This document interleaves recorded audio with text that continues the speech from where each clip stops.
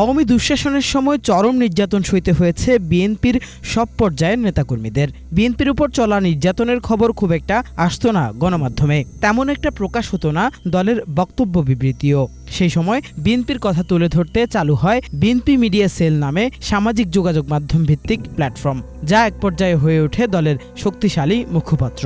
শুরুতেই আহ্বায়ক হিসেবে দায়িত্ব নিয়ে এই সেলকে ঢেলে সাজান জহিরুদ্দিন স্বপন। তিনি এখন তারেক রহমানের সরকারের তথ্য ও সম্প্রচার মন্ত্রী।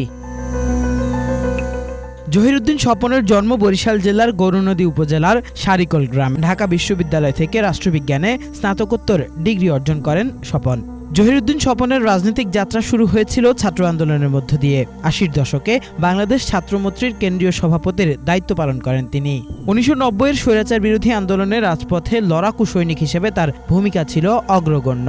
১৯৯৩ সালে তিনি বিএনপিতে যোগ দেন। পরবর্তীতে ১৯৯৬ সালে ষষ্ঠ ও ২০০১ সালের অষ্টম জাতীয় সংসদ নির্বাচনে বিএনপির প্রার্থী হয়ে বরিশাল ১ আসন থেকে সংসদ সদস্য নির্বাচিত হন।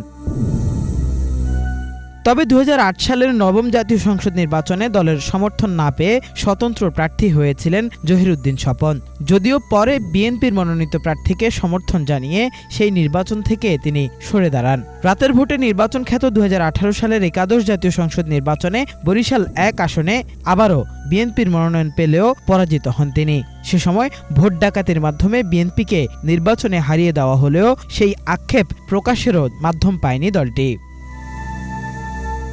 এমন বাস্তবতায় ২০২২ সালের ২০ জুন গঠন করা হয় বিএনপি মিডিয়া সেল। শুরুতেই সেই সেলের আহ্বায়কের দায়িত্ব দেওয়া হয় তৎকালীন দলের তথ্য ও গবেষণা সম্পাদক জহিরুদ্দিন স্বপনকে।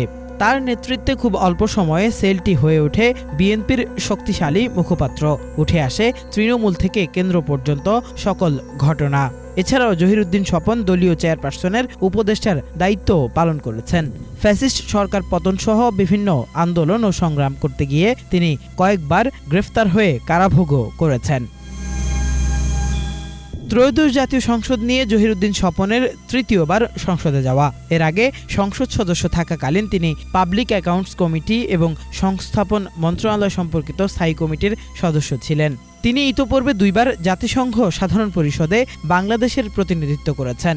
এছাড়া বিশ্বব্যাপী আইন প্রণেতাদের নেটওয়ার্ক পার্লামেন্টারিয়ানস ফর গ্লোবাল অ্যাকশন এর এশিয়া অঞ্চলের সহসভাপতি হিসেবে দায়িত্ব পালনের অভিজ্ঞতা রয়েছে তার। তথ্য প্রযুক্তির যে বিস্ফোরণ এবং তথ্য প্রযুক্তির যে বিশাল ক্ষমতা এবং এটা যে একটা নতুন ইকোসিস্টেম, এই ইকোসিস্টেমের বেনিফিট মানুষ গ্রহণ করছে। আবার একই সঙ্গে এর যে নতুন নতুন বিপদের যে সম্ভাবনা বা যে ঝুঁকিগুলি রয়ে গেছে, সে বিষয়গুলি তো নতুন নতুন করে আইন কানুন নিয়ম নীতি তৈরি করতে হবে।